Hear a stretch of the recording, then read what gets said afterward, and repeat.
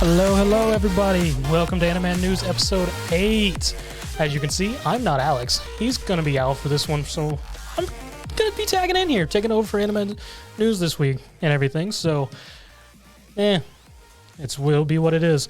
I'm going to run with it. So, something that's come out for this news this week that's really exciting and very happy to see more news about it is Chainsaw Man anime and Chainsaw Man Part 2 of the manga that we have been waiting for is to premiere in 2022. So, I mean, the anime we sort of already knew about. The thing that a lot of people have been waiting for is that Part 2. So I'm really happy to hear about that and excited to see when that comes out and continue that series and hopefully not become the wild fest that it was towards the end of that Part 1. And if you haven't read it, you are in for a trip when that anime comes out. Something else that's going on, speaking of Chainsaw Man, is actually the writers Chainsaw Man Fujimoto was this month's drawing of the Dragon Ball volume covers for the Dragon Ball 40-year anniversary, and he did volume 2, which was a very interesting cover, to be honest. It changed it a bit because Fujimoto put his own spin on it, it was iconical for the cover, but he changed the faces a bit. Wasn't exactly Goku on it, and Bulma, and the bird that they were riding, it had a jacked up leg. Like, if you go and check that one out, I mean, the cover itself is very good, but look at that bird's leg. It is jacked up and should not be running. It's just a great cover, and I'm very interested to see who does the next cover. And I can't wait till we have all these just to be able to have a nice little string up of all the covers, comparison, side by side. It'll be nice. Rumor we have in the news this way is Shangri-La Frontier anime tease supposed to come out. I mean, am I surprised? No.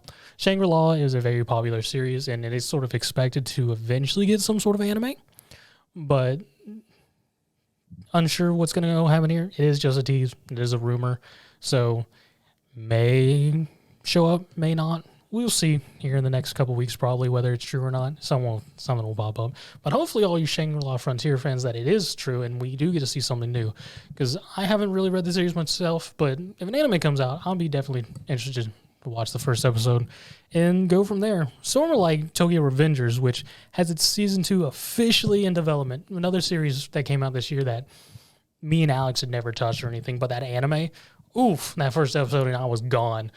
Read all 22 volumes that were out at the time. So good to see that. Good to see season 2 is officially in development. Can't wait for everything that's going to come out of that. But continuing with Tokyo Revengers, it currently has 43.63 million copies in circulation worldwide. That's ridiculous. I mean, congrats to Tokyo Revengers and everything it's got, and just the excitement that push that it's got since the anime. I mean, I'd be very curious to see what series gets that next. I personally hope for Spy Family, with the Spy Family anime coming out in 2022. I hope with the Spy Family anime coming out, Spy Family will get that surge as well. I mean, that'd be just great for that series. If you haven't checked it out, you should check out Spy Family.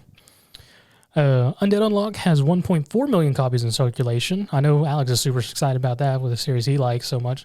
Dan to Dan has reached 700k copies in circulation. And then we got our top 10 rankings for the 2021 manga sold by series. At number 1, we have Jujutsu Kaisen at 30.9 million. Demon Slayer at 29.5 million. Tokyo Revengers at 24.9 million. Then, this is a jump. Attack on Titan at 4 at 7.3 million. Number 5, My Hero Academia at 7 million copies. 6, One Piece at 7 million copies. 7 with, I've forgotten what that is, but CSM at 5 million copies. 8, Chainsaw Man. I'm losing it here. Number 8, Spy Family at 4.9 million copies, which that anime, I hope to see that shoot up. And maybe Chainsaw Man too, because a lot of people miss Chainsaw Man. So we can only hope to see this next year. Kingdom, 4.6 million copies, and Haikyuu at 4.3 million copies at number 10. I'm really actually curious to see that Haikyuu still that high, considering the series ended. But hey, power to Haikyuu, and one of the best sports animes and series that come out in the last couple years. Something that has been interesting, though, from the recent weeks, with one of the newer series that has just started Shonen Jump, is Ayashimon ranks 8th for English series on Manga Plus app, beating out the likes of Spy Family, Mashal, and Sakamoto Days, which are very set series that have come out this year and all doing well. Ayashimon just to come out and take a spot. I mean, it sort of cements the whole fact that Shonen Jump is pushing the series so much, considering all the things that it's had even before the first chapter came out. And just, if you've watched any of the episodes recently, especially our recent episode of me and Alex just gushing over Ayashimon and just how good it actually is, I can't wait to see more from that series. We had some Jump Fiesta news this week. New info on Hell's Paradise anime to be revealed at Jump Fiesta 2022, which I'll be very interested to see, especially with how much I'm like Ayashimon, and Hell's Paradise was done by the author of Ayashimon. I'd be very curious to see their first series, especially animated, which would give it so much more likeness. New info on 1,000 Year Blood War arc at Jump Fiesta 2022. Haikyuu will celebrate its 10th anniversary of serialization with new illustrations drawn by the creator.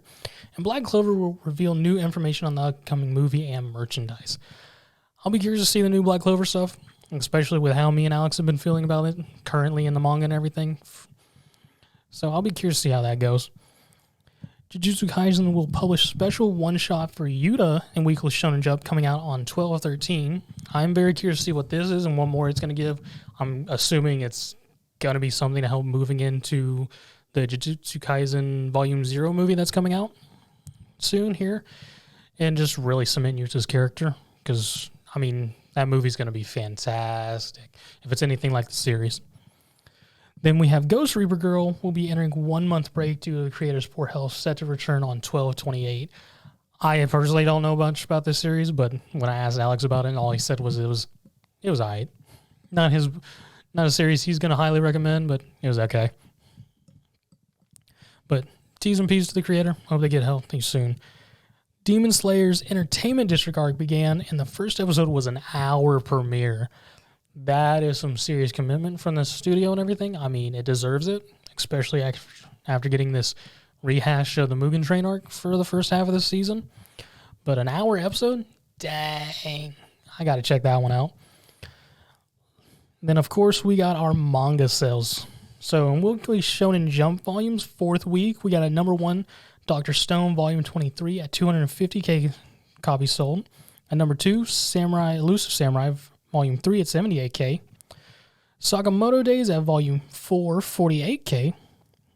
Witch Watch, this wonderful series, volume 3, 36k. Rip to Red Hood, volume 1, doesn't rank. High School Family Volume 4 didn't rank, and Neru Volume 1 also unfortunately ranked at 4 weeks out. Now for December volumes, first day ranks, we got One Piece Volume 101 at number 1, Mashle Volume 9 at number 7, Undead Unlock Volume 12 at, funny enough, rank 12, Candy Flurry Volume 3 at 57, which that's honestly a lot higher than I expected it. If anyone's been following us, I'm not a big fan of Candy Flurry. Alex eventually wasn't a big fan of Candy Flurry, so I'm even surprised it's at 57, to be honest. I mean, it was aight. It wasn't the best thing out there.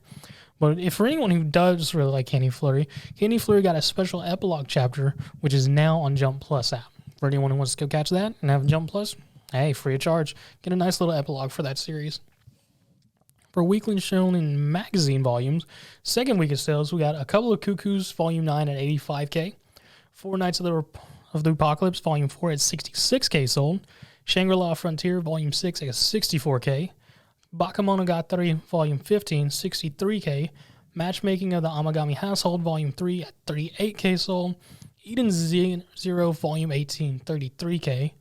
My Charms Are Wasted on Kurowa Medica, Volume 2 at 22k. A Saint Joined My Party, Volume 2 at 8k. And Eye Contact, Volume 1, unfortunately not rated.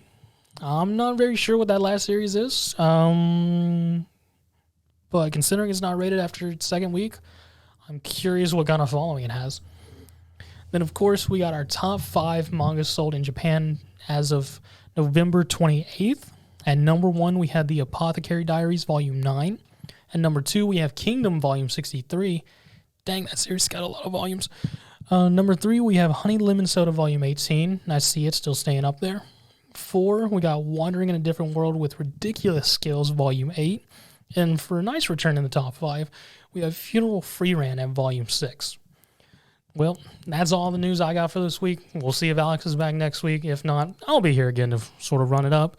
And if you can, like, comment, subscribe, rate. It does help. And if you want, subscribe, and we'll give you more news. Thank you, everybody.